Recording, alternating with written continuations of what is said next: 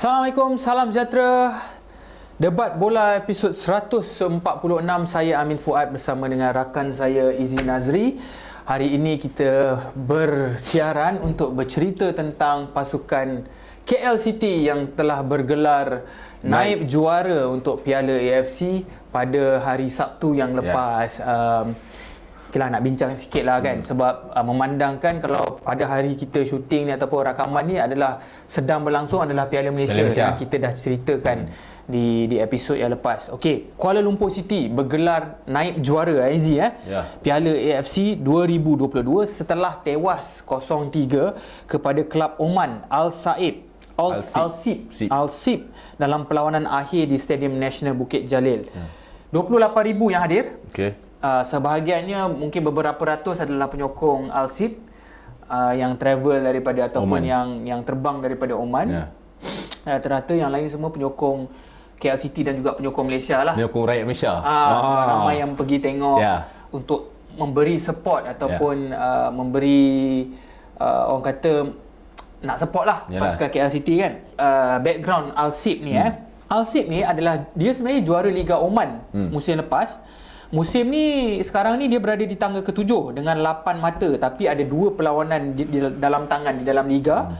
Hanya ada 2 pemain import tak salah aku. Betul. Dari Ghana dan juga Nigeria. Lain semua pemain Oman. Tapi ada 5-6 pemain kebangsaan Oman dan ranking negara Oman dalam FIFA juga lebih tinggi daripada negara Malaysia. Berbanding dengan pasukan KL City yang mewakili Malaysia mungkin berapa je? Declan lah. Declan yang main left back baru-baru ni. Zafri yang dipanggil. Betul.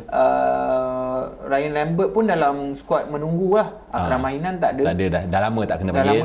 Hadin pun dah lama tak kena panggil. Patiban pun dah lama tak panggil. So kalau ikutkan Malaysia mungkin ada 1-2 sahaja pemain kebangsaan lah. Betul.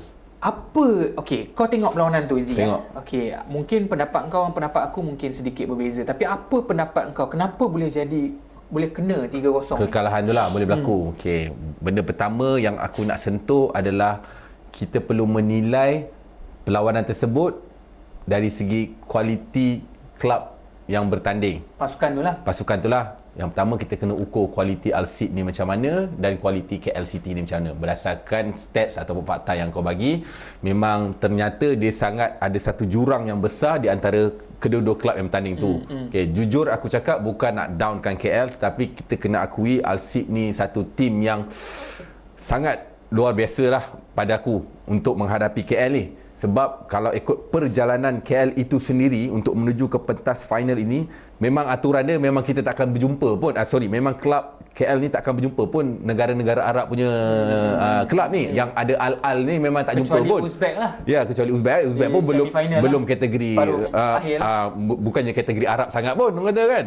Tapi Uzbek pun power juga. Uzbek half Arab, half Eropah. So, apa yang aku nak sentuh adalah tentang kualiti jurang untuk region kita dan region Arab gitu. So kalau kat situ, kalau kau tengok jurang kualiti tu sangat besar, memang agak struggle malam itu Kuala Lumpur bermain. Untuk first half macam mana, aku boleh tengok first half tu nampak KL ada pattern awal-awal masa kick off tu, tetapi seterusnya tu dah nampak ada sama-sama dan pudar-pudar sikit orang kata. Sebab kalau kita tengok perlawanan, kita imbas sikit lah KL ada peluang masa awal. Ada. Zafri Yahya tak menjaringkan gol. Betul. Paulo Josue ada peluang untuk melorongkan bola kepada Romel. Tapi dia memilih untuk menjaringkan gol. Untuk menjaringkan gol. Yelah, kalau aku tengok perlawanan tu Izzah, kalau kita tengok statistik, Al-Sip memang memegang bola. Betul. Tapi percubaan lebih banyak kepada KL City. Mungkin dari segi counter attack atau serangan balas apa semua. Tapi nyata sebenarnya Al-Sip sebenarnya memegang bola lebih banyak, mungkin intensity tu lebih tinggi dan lebih efektif kan. Walaupun kita nak cakap sekali, bukanlah kata-kata sekali serang terus gol, tak. Tapi 3-4 kali menyerang baru dapat terus gol kan. Dan gol pertama kita, dan kalau kita tengok gol pertama kesilapan Kevin Mendoza. Gol kedua, kalau aku tengok gol kedua tu pertahanan dah kucak-kacik. Betul. Macam Giancarlo kat depan, lepas tu tiba-tiba declare dah kalang kabut dah. Betul. Irfan dah ke mana. Irfan dah ke mana. So gol kedua tu dihasilkan. Gol ketiga pula, gol 3 paling cantik lah. Paling cantik. Giancarlo one on one. Ya, kena gelik lah. Dia kena gelik. Lepas tu daripada angle yang sebenarnya sukar angle tu, tapi bila bila seorang striker itu berjaya letakkan bola itu begitu kuat dan on target, memang keeper memang tak ada chance lah untuk. Yalah, sebab kalau kita tengok mungkin 2 daripada 3 gol tu hasil kesilapan pasukan KL tu sendiri. Bukan kira macam, tapi kau boleh nampak smooth lah pergerakan Al-Sib ni sebenarnya kalau kau tengok kan. So kalah 3-0. Kita tahu Al-Sib lebih tajam, lebih klinikal, walaupun KL lebih banyak buat percubaan. Al-Sib juara kali pertama dalam Piala AFC. Kalau KL juara pun dia kali pertama lah kan. Tapi dari segi macam kita tahu KL kalah 3-0 isi tapi pattern permainan KL tu adakah sebab Al-Sib intensiti terlampau tinggi ataupun pattern tu dah berubah? Sebab contohlah aku bagi lawan kelab India. Sebelum lawan kelab India, lawan kelab Indonesia kan, PSM Makassar. Bermula dengan kelab India, lepas tu lawan Uzbek. Kita tahu KL memang tak pegang bola. KL main hanya serangan balas. Dan bertahan counter dan counter. Adakah pada perlawanan akhir tu dalam pemikiran Bojan macam mungkin kali ni aku boleh berubah sikit, aku boleh attack sikit. Adakah itu yang kau nampak? KL tak compact macam masa lawan India dengan Uzbek. Dia macam tak, kau faham maksud aku tak? Sebab bila lawan India, pasukan India dengan pasukan Uzbek ni, kita nampak KL very compact. Memang kat bawah. Memang betul-betul kat bawah. Tapi lawan Uzbek ni seolah-olah macam Bojan macam cakap, lah mungkin sebab ni final, kita nak cuba menyerang sikit. Adakah itu yang kau nampak?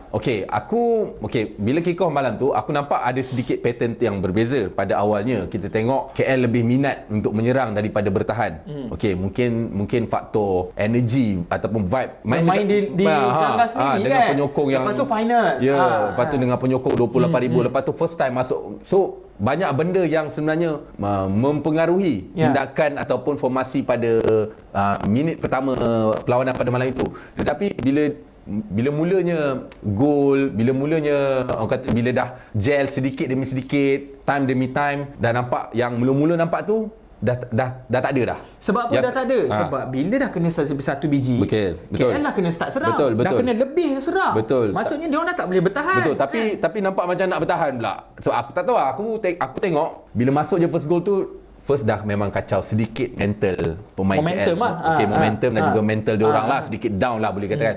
Kemudian gap antara gol pertama dengan gol kedua tu tak berapa nak jauh sangat. So gol kena lagi. So kat situ sebenarnya dah kacau dah momentum untuk ataupun game plan lah. Untuk melawan balas balik untuk tindakan KL tu. Tapi untuk menjawab soalan kau, adakah berubah plan tu? Ya, aku ada nampak sedikit, tak banyak, tapi ada sedikit. Maksudnya Bojan mesti macam rasa macam ada nampak macam open play sikit. Open play sikit. Sebab aku nak try, sebab kita home kan. Lepas tu ada fans belakang kita main final macam tu kan.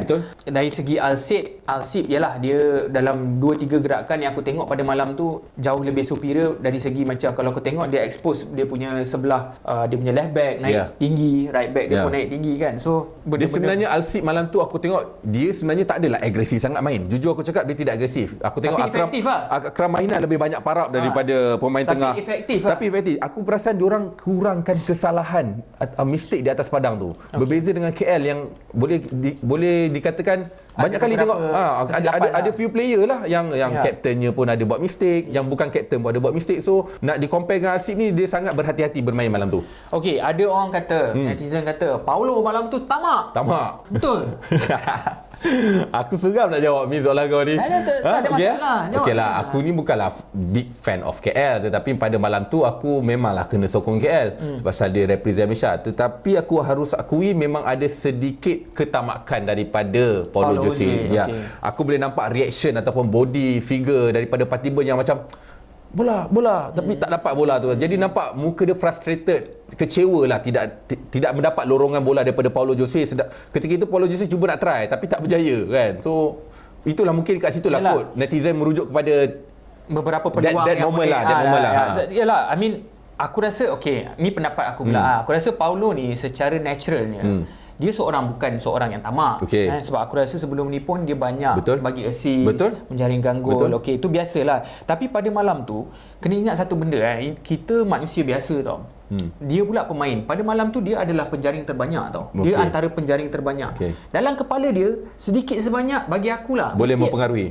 Mesti dia ada fikir macam aku boleh skor ni, aku boleh skor. Dan tak salah pun sebenarnya dia fikir benda tu sebenarnya. Betul. Cumanya dia jadi kontroversi sebab ada pemain berada di posisi yang lebih baik. Lebih sesuai. Tapi dalam kepala dia mesti ada. Walaupun kalau kita interview dia, mungkin dia cakap, tak adalah, kita tak nak kejar, kita nak team goal apa. Tapi dalam kepala dia mesti ada benda tu. Dan aku tak salahkan dia. Dan kalau kita fikir, yelah, netizen pun satu hal jugalah. Mungkin kritik dia gila-gila kan.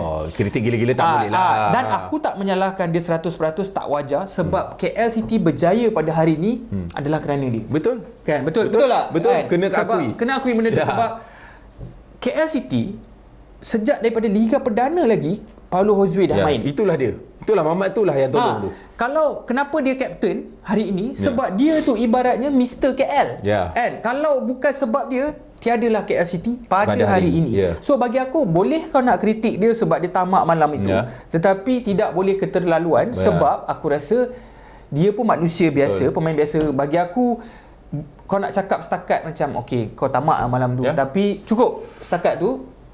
Kau kena hargai. Mungkin penyokong KL faham.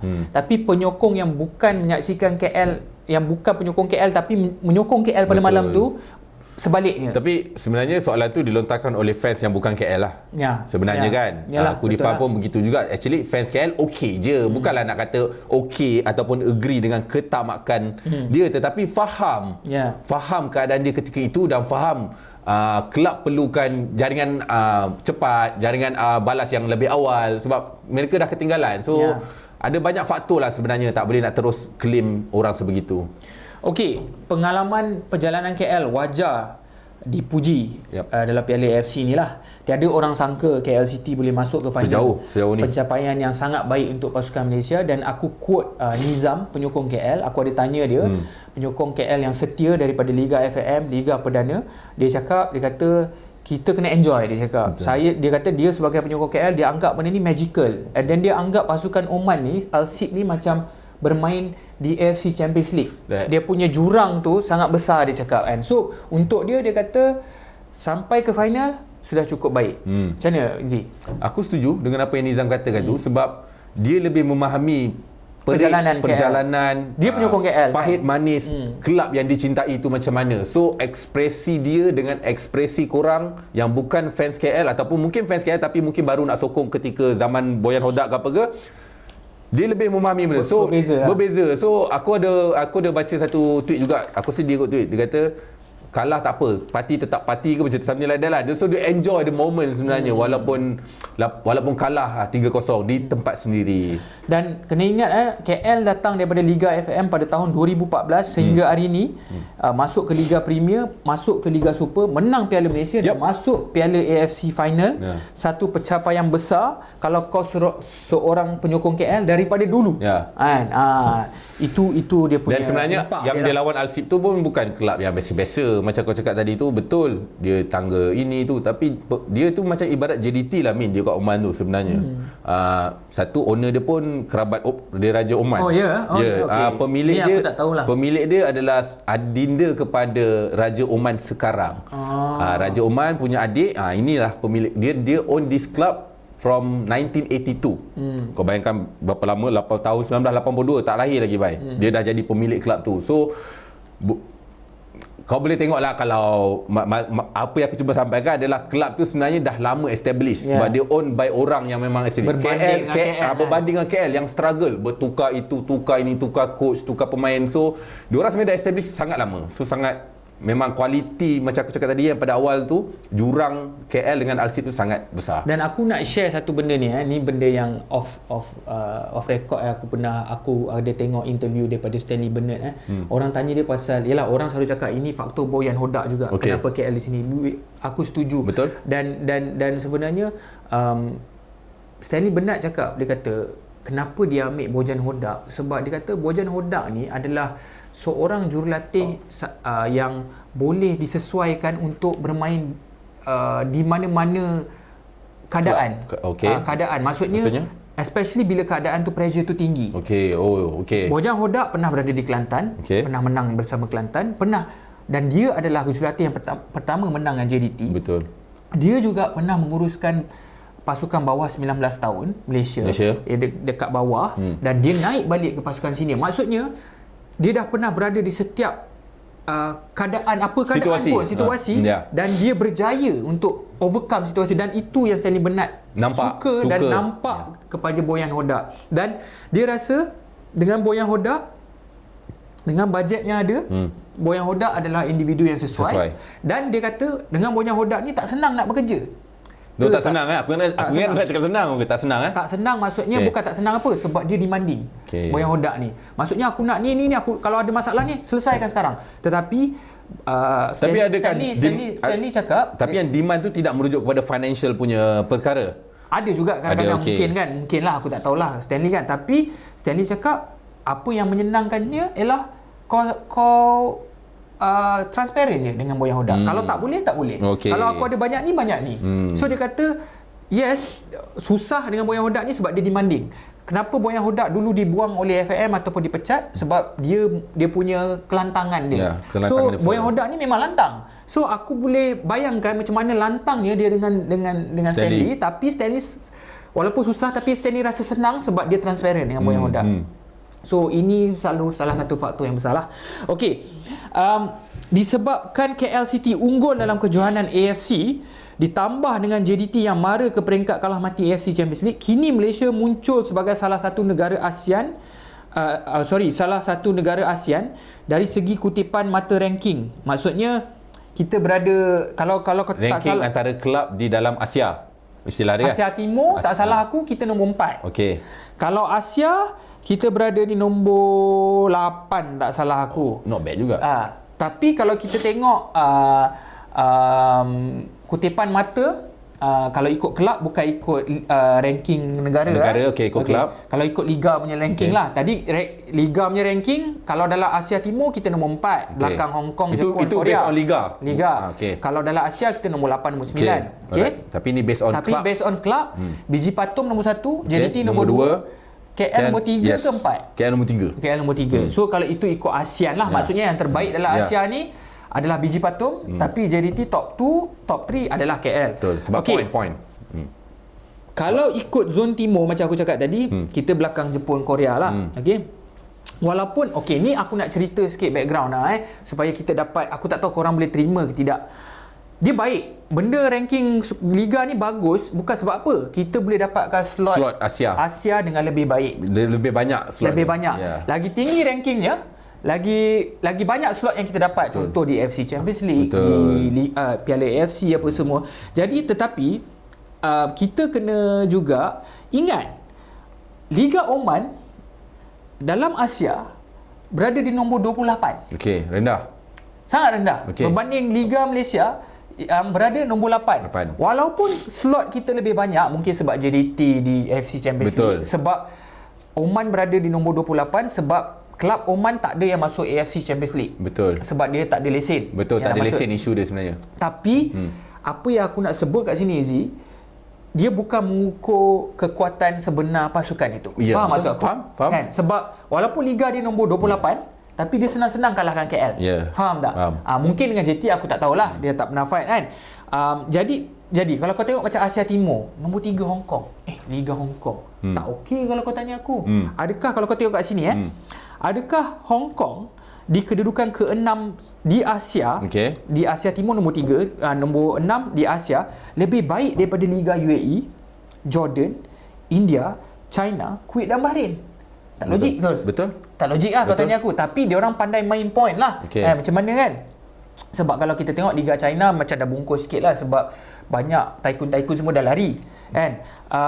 Sebab ada negara yang tak dapat, macam aku cakap tadi, ada yang negara yang tak dapat slot AFC Champions League kan, disebabkan tak dapat lesen. Contoh macam Liga Oman tadi apa semua. Macam China pula, kebanyakan kelab mereka semua pakai pemain muda kerana tiada lagi pemilik yang kaya untuk memberikan mereka kewangan untuk mendapatkan pemain bintang. Jadi sebenarnya bila berlaku perbezaan ataupun jurang macam Amin cakap tu, sebenarnya dia bukanlah berdasarkan kualiti permainan itu sendiri, tetapi dia diukur secara keseluruhan ataupun value liga tersebut. Mungkinlah juga. Kan? Mungkin okey, kita ambil tadi China, kau kata kenapa China top? Mungkin sebab terlalu banyak star-star yang dah veteran masuk ke sana, jadi diorang dapat more coverage daripada negara lain. Macam tu. Aku tak faham point ni macam mana dikira. Mungkin ada expert kat luar sana. Ke gaji and then broadcasting, nilai penyiaran. Tak salah aku liga ranking ataupun liga ranking ni point dia kira dengan performance kau dalam Asia. Nilai liga. Ya, bukan nilai liga. Point yang kau ada ni yang dalam ni dia kira kau punya performance dalam Asia dengan AFC Champions League. Tapi tadi kau kata Malaysia nombor 8, Oman 28. So apa yang menjadikan Oman 28? Aku tak tahu. Macam aku cakap lah, Oman 28 sebab tak ada kelab yang masuk AFC Champions League. Sebab so point tak dapat lah banyak kat situ. Kalau sefaham aku, yang untuk Oman ni dia ada 2 kelab saja yang ada lesen AFC.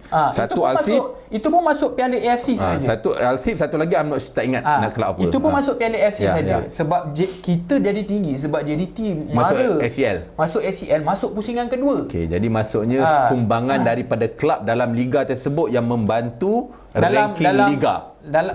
Bukan dalam liga tersebut, dalam kejohanan Asia. Yang membantu liga tersebut lah. Tak salah aku. Jadi tetapi again dia tak mengukur kekuatan sebenar pasukan tersebut. Adakah Liga Australia yang berada nombor berapa aku tak ingat lebih baik dari Liga Malaysia? Kalau kau tanya aku, kalau one on one kau suruh champion of Liga Australia fight dengan JDT, mungkin boleh fight silat-silat Liga pasukan Australia tu boleh menang. Tapi pasukan Australia struggle dalam AFC Champions League. Salah satu sebabnya adalah sebab diorang ada salary cap.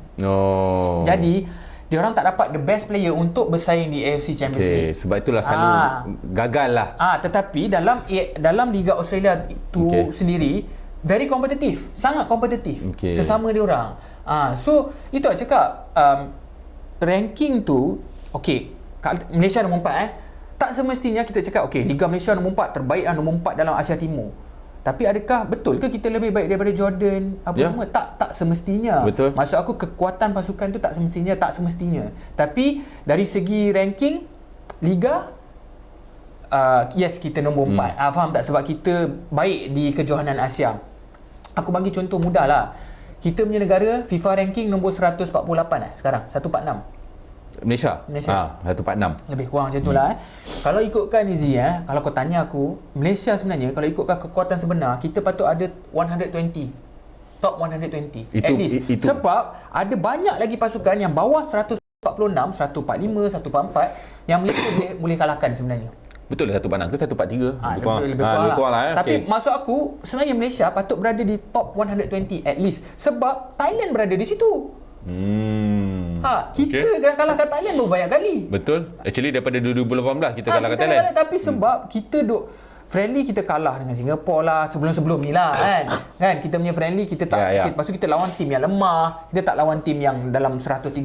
Itulah maksud aku nak cerita. Sebab orang macam selalu cakap kita bagus, liga kita dah bagus. Aku cakap yes, liga kita improving, tetapi kita kena berdiri di bumi yang nyata. Sebenarnya ikut point bagus untuk slot, tetapi itu bukan kekuatan sebenar dengan pasukan-pasukan lain yang mungkin liga dia orang berada nombor 7, 8, 9. Macam itulah, itu maksud aku. Bila ranking itu ataupun liga itu berada dalam kedudukan yang baik, ia tidak boleh mempengaruhi prestasi Harimau Melaya itu sendiri. Sebenarnya Min, itu sebenarnya yang patut kau cakap. Macam mana? Maksudnya kalau liga kita bagus pun, katakanlah liga kita letak kita punya liga dalam top 3. Okey? Tetapi kedudukan kita dalam top 3 liga tersebut tu tidak mempengaruhi pun prestasi ataupun performance squad national team kita. Tak, itu aku nak cakap benda lain. Tak, maksud aku jangan orang fikir bila kita duduk dekat nombor 3 liga, Harimau Melaya pun akan power macam tu. Tak, dia sebenarnya dan juga dua benda yang berbeza. Itu satu. Dan juga apa yang aku dah cakap tadi, tak semestinya KL lagi power daripada Kelab Oman tadi. Ya, betul. Betul. Faham tak? Kelab Oman tu liga dia nombor 28. Betul. Itu maksud aku. Yes. Satu national team itu satu hal lah. Tapi maksud aku itu maksud aku. Kita nombor 4, kita nombor 8 Asia. Nombor 8. Oman tu nombor 28. 28, 27 macam tu. Tapi kita tetap kalah teruk dengan pasukan Oman tu. Itulah maksud aku kan. Tapi walau apa pun bagus sebenarnya ranking ni sebab untuk slot Asia sebenarnya kita kena berterima exposure kasih. Lah untuk exposure yang bagus. Kita boleh terima kasih pada pasukan KL, JDT khususnya, dan juga pasukan Kedah yang juga perform dalam Piala Asia lah, ataupun Piala AFC Kejohanan Asia. So aku rasa itu sahaja. Apa-apa pun kita ucapkan tahniah pada KL City. Kita akan jumpa lagi di episod yang akan datang. Assalamualaikum, salam sejahtera, terima kasih.